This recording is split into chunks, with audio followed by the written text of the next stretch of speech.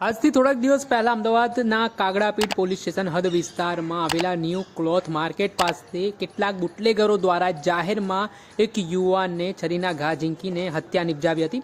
આ ઘટનાથી અમદાવાદ શહેરમાં કાયદા અને વ્યવસ્થાની સ્થિતિ સામે અનેક પ્રકારના સવાલ ઉઠ્યા હતા।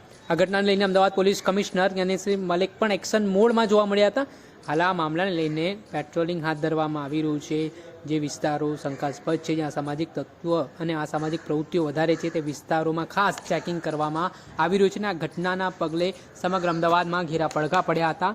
એમાં આરોપીઓની વાત કરીએ તો જિગ્નેશ ચુનારા, વિરાજ ચુનારા, વિશાલ ચુનારા, વિક્કી ચુનારા નામના 4 આરોપીઓ જે દારૂના ધંધા સાથે સંકળાયેલા હોવાની વિગત સામે આવી છે। જેમાં અલ્પેશ ઠાકોર નામનો યુવાન જે પોતાના વિસ્તારમાં દેશી દારૂનું જે વેચાણ થાય છે તેને લઈને થોડાક દિવસ પહેલા કાગડાપીઠ પોલીસ સ્ટેશન ખાતે આ મામલે રજૂઆત કરવા માટે જાય છે।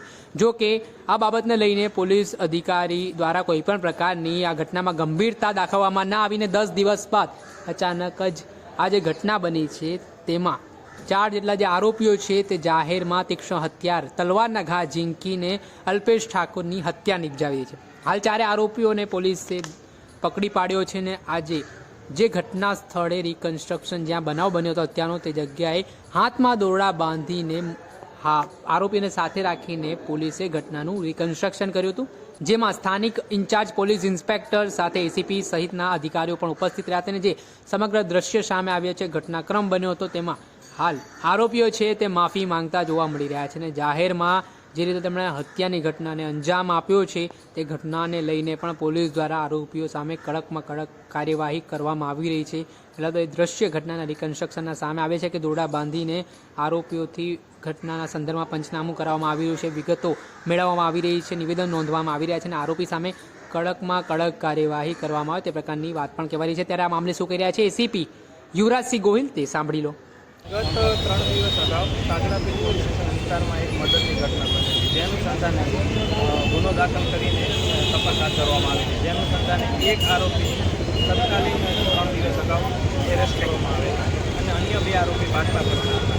અમદાવાદ સિટી ક્રાઇમ બ્રાન્ચની મહેનતથી અન્ય જે 2 આરોપી હતા જે પકડથી દૂર હતા તેઓને પણ પકડીને ગઈકાલના રોજ તેઓને એરેસ્ટ કરવામાં આવેલા અને આ 3 આરોપીઓને સાથે રાખીને ગુનાની જે સ્થળ છે ત્યાં રિકન્સ્ટ્રક્શન પંચનામાની કાર્યવાહી હાથ કરવામાં આવી છે।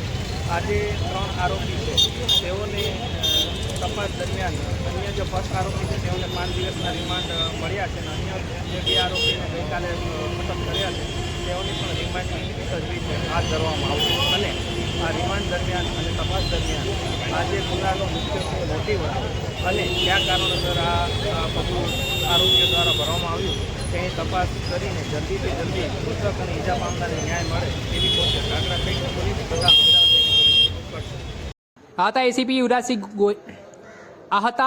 એસીપી યુવરાજસિંહ ગોહિલ તેમણે સમગ્ર મામલે માહિતી આપી છે। સાથે જ આરોપીઓની જે ઘટનાને અંજામ આપ્યો છે તે દિશામાં પણ પોલીસ તપાસ કરી રહી છે। 4 આરોપીઓની ધરપકડ કરી હોવાની વિગતો સામે આવી છે અને આગામી સમયમાં અમદાવાદમાં કાયદા વ્યવસ્થાની સ્થિતિ જળવાઈ રહે તે માટે પોલીસ તત્પર કાર્યવાહી કરશે તે પ્રકારનું આશ્વાસન પણ તેમના દ્વારા આપવામાં આવી રહ્યું છે।